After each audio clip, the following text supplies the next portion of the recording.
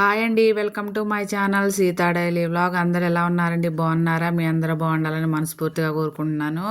Kitchen clean చేస్తున్నానండి. పైన సెల్ఫ్లో అన్నీ తీసేసి బయట వేసేసి నీళ్ళు జల్లేసాను అనమాట.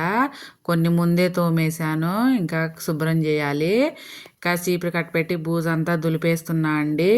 కిచెన్ క్లీన్ అయిపోతే మొత్తం ఇల్లు క్లీన్ అయితే ఉంటుంది కదండి, అందుకని కిచెన్ క్లీన్ చేస్తున్నా. మొత్తం నాదంత బూజే ఉండదండి, నేను క్లీన్ చేస్తూనే ఉంటాను. చూసారా పైన ఇంత బాగుందనమాట. శుభ్రం చేశాను. ఈ షీట్ ఒకటి వేసాను అనమాట బూజు దులిపేశాక. తర్వాత కిందకు వచ్చేసి ఇక గిన్నెలు తోమేస్తున్నాను. నా అన్న గిన్నెలు ఏం లేవండి, మామూలు గిన్నెలే, ఒక 10 మందికి వండే అంతే. కొన్ని డబ్బాలు మొత్తం తోమేస్తున్నా. ఇతర సామాన్లు ఏం లేవండి నాకు, మామూలు సామాన్లే, అవన్నీ కడిగేస్తున్నా అనమాట. గిన్నెలు అన్నం వండుకునేవి, ఇంకా క్యాన్లు అవి అనమాట.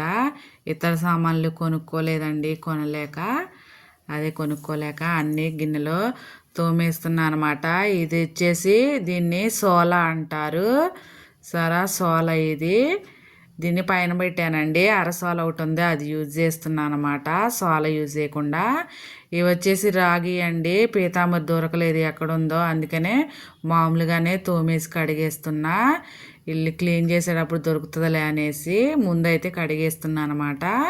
అన్ని గిన్నెలో కడిగేసానండి. చూసారా, ఇవి రెండే నాకుంది ఇత్తడి బిందెలో. ఎంత నల్లగా అయిపోయినాయి అండి.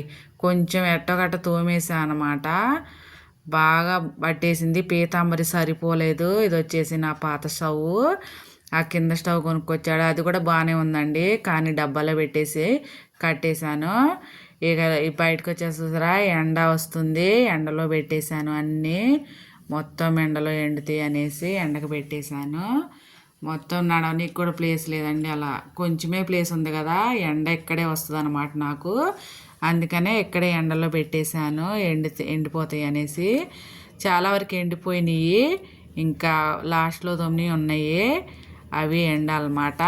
ఎండ అయిపోయేలోపు వెళ్ళిపోతుంది. ఇక లోపలికి వచ్చాను, ఇంకా కిచెన్ గట్టు క్లీన్ చేస్తున్నా అండి. ఈ పప్పు డబ్బాలు ఇవన్నీ పెట్టుకునే కాడ మొత్తం ఆ గోడ అదంతా క్లీన్ చేసేస్తున్నా.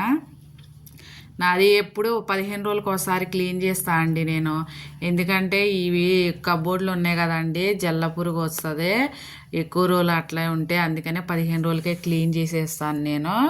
ఈ డబ్బా మూతలు అన్నీ ఎప్పటికప్పుడు దుమ్ము అనిపిస్తే మూతల వరకు కడిగేస్తానండి. మొత్తం సామాన్లు అయిపోయాక డబ్బాతో కడిగేస్తా. ఇది వచ్చేసి సెల్ఫ్లు అండి, నేను ఫస్ట్ రోజే క్లీన్ చేసేసాను అనమాట, వీడియో తీయలేదు దానికి. అవన్నీ అట్లా సర్దేశాను. జర పైన కబోర్డ్లో అలా చేశాను అనమాట, డబ్బాలన్నీ ఆడబెట్టేశాను కడిగేసి.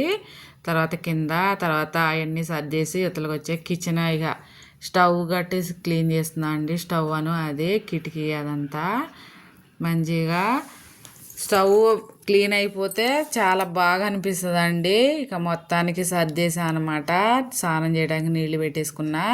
కొన్ని గిన్నెలు ఉన్నాయండి, అవి తోమాలి. ఎండిపోయాక పైన సెల్ఫ్లో అవి చదరాలి. ఇటు పక్క ఈ టేబుల్ కింద ఈ టేబుల్ కూడా క్లీన్ చేసేసానండి. మొత్తం అవి కూడా సర్దేసి పేపర్లు వేసేసాను అనమాట. కొన్ని గిన్నెలు ఉన్నాయి కదా, అవి కూడా తోమేసి స్నానం చేసేసాను అనమాట. పూజ సామాన్లు కూడా.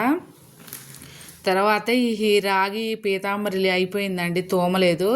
ఇక అట్లనే పెట్టేసాను అనమాట డబ్బాలో. కొన్ని గాజు సామాన్లు ఉంటే ఇక ఆ డబ్బాలో పెట్టేసాను అనమాట వాటిని.